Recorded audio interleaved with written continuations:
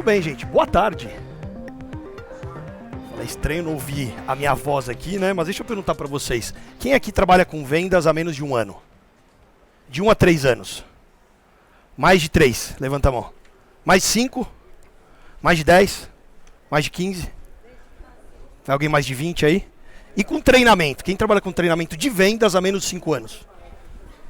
Mais de 5 anos? Mais de 15? Bom, alguns de vocês trabalham há menos, outros há mais tempo. Mas deixa eu perguntar para vocês. Mudou muito de como era no passado para como é hoje? Mudou demais. E hoje eu quero trazer uma palestra provocativa para vocês olharem como é que tem sido a atuação de vocês, preparando equipes de vendas para o futuro e perceber o que será que eu faço bem, talvez que tipo de oportunidade de melhoria pode ter. Se você ainda não me conhece, eu sou um homem branco, com 1,80 m de altura, pele branca, uso óculos, sou de óculos transparente e sou um ser em evolução, atuo com vendas já há muito tempo. Opa, deixa eu ver se eu pedir ajuda ali para a turma. Dá uma ajuda com o passador. Olha lá o slide. Vamos ver se... Pera aí. Pede para ele trocar lá, por favor. Se puder só trocar. E aí eu... Acho que é o slide. Bom, então como eu estava falando, atuo com venda já há muito tempo, estou à frente da Bravend. A gente tem trabalhado fortemente com equipes comerciais há muitos anos, mapeando o que faz um profissional de vendas ter melhor resultado do que outros. E o grande desafio é porque a gente tem vivido muitas transformações, e essas transformações estão relacionadas à mudança que a tecnologia está impactando. Quem é que trabalhou com vendas no passado e fazia todo o processo comercial? Da prospecção até o fechamento, até o pós-venda, levanta a mão. Hoje, você tem o processo de vendas em vários segmentos sendo fragmentado. Talvez na organização de vocês pode ter um time que só prospecta cliente, outro que só trabalha para fechar negócio, e outro time que trabalha para melhorar a experiência do cliente e trabalhar o processo de cross-selling, ou talvez de upselling, conseguir gerar indicação. Obrigado. Vamos ver se foi aqui. Beleza. Bom, aqui eu já falei da empresa. E vocês têm percebido uma mudança muito grande, não só do jeito de treinarmos, mas em como as pessoas estão aprendendo e acesso à informação. Antes você ia aplicar um treinamento de vendas, você tinha a informação, você era detentor daquele conhecimento, e hoje você sabe que na palma da mão, os times comerciais muitas vezes sabem até mais do que você sobre determinados aspectos quando você vai treinar esse time. Mas eu quero trazer uma provocação para vocês pensarem, puxa, o que será que eu posso fazer para que meu time tenha melhor resultado? E já que nós estamos aqui falando de resultado tem uma fórmula que eu gosto de trazer muito simples, que eu digo que R é igual a C menos I. Ou seja, para você ter mais resultado, você precisa ter times comerciais que aumentem suas capacidades e ao mesmo tempo eliminar as interferências comerciais. Como assim, Carlos? A gente precisa ter mais conhecimento de produto, conhecimento do processo comercial, mas a gente precisa ajudar os times a identificar aonde que eles estão errando. E a gente precisa conseguir integrar a visão de números com a base tecnológica, olhando para soft skills, hard skills, que muitas vezes está relacionado a um conhecimento técnico, e muitas vezes trabalhar um nível de consciência e inner skills, que são algumas habilidades mais intrapessoais. E a pergunta que eu quero trazer para vocês é, se resultado é igual a capacidade menos interferência, né, se a gente for olhar para o mundo dos negócios, é ter processos bem estabelecidos e pessoas bem preparadas. Como é que a gente elimina as nossas interferências, ou as interferências, vou ver aqui que eu acho que não está funcionando, pronto, vou ficar por aqui. Como é que a gente aumenta as capacidades dos nossos times e elimina as interferências para toda essa transformação que está acontecendo? E para falar sobre isso, gente, espera aí. Será que é o computador? Deixa eu testar aqui. Pronto. Bom, vamos lá, gente. Como é que será o futuro? O futuro a gente não consegue prever. A gente consegue criar esse futuro. Vocês já passaram por isso? Preparou a apresentação, na hora que você ia colocar o efeito não vem. Vê lá o que está acontecendo. Vamos ver aqui. Espera aí. Será que eu estou apertando errado? Deixa eu voltar. Prontinho. Aí, ó. Tinha preparado certinho, na hora que ia falar. Como será o nosso futuro, gente? O nosso futuro... Ah, já entendi aqui. Nosso futuro, ele é high-tech e high-touch. Por que eu estou dizendo isso para vocês? Há 2 semanas eu fui treinar um time de um banco, grande banco brasileiro, que atua em todo o território nacional, um time que atende o segmento corporate. Eram profissionais que não tinham tanta experiência e precisam atender clientes que faturam acima de 50 milhões por ano. Alguns deles vão atender o cliente large corporate. Pô, como é que esse time vai ganhar repertório? Como é que eles vão aprender rapidamente a lidar com perfis de interlocutores diferentes? Vocês estão vendo aí o boom do ChatGPT, que agora está na nossa mão.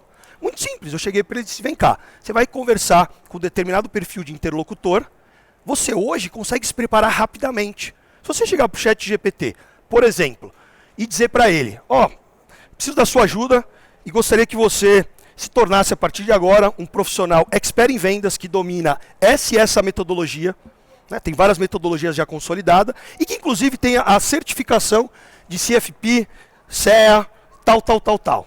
Pode ser? O ChatGPT falou, pode.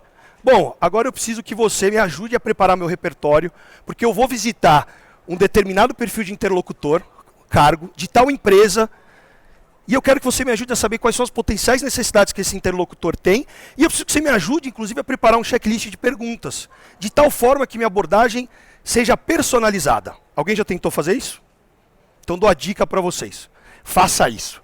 Por quê? Porque hoje a tecnologia ela nos ajuda a automatizar uma série de coisas, inclusive ganhar repertório.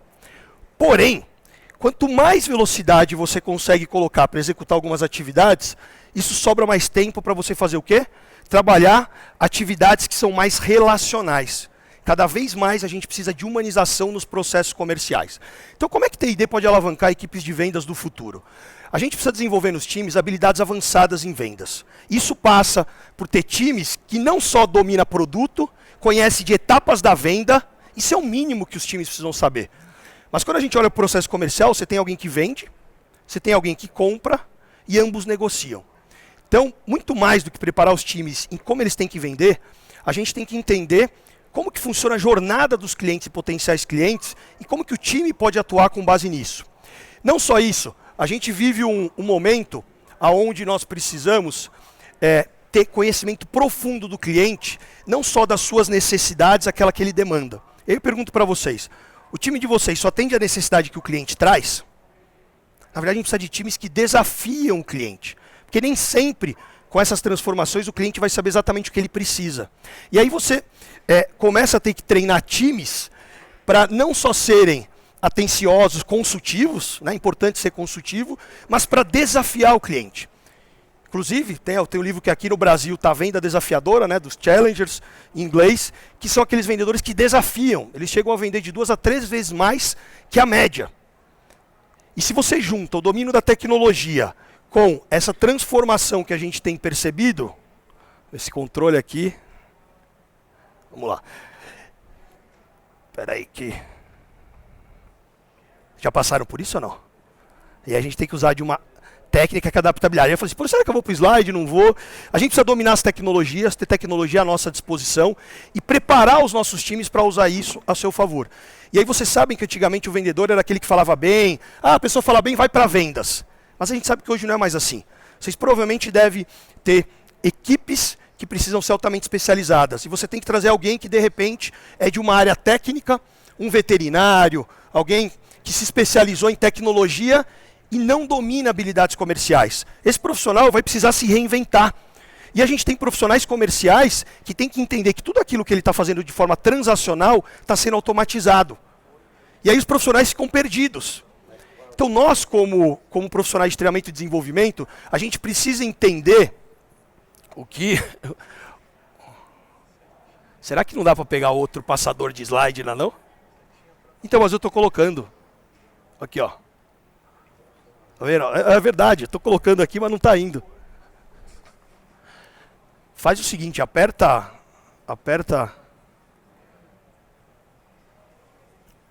para mim. Pode colocar o slide, se puder. Bom, então eu vou sem slide aqui mesmo, sem passador aqui mesmo. Mas não está funcionando.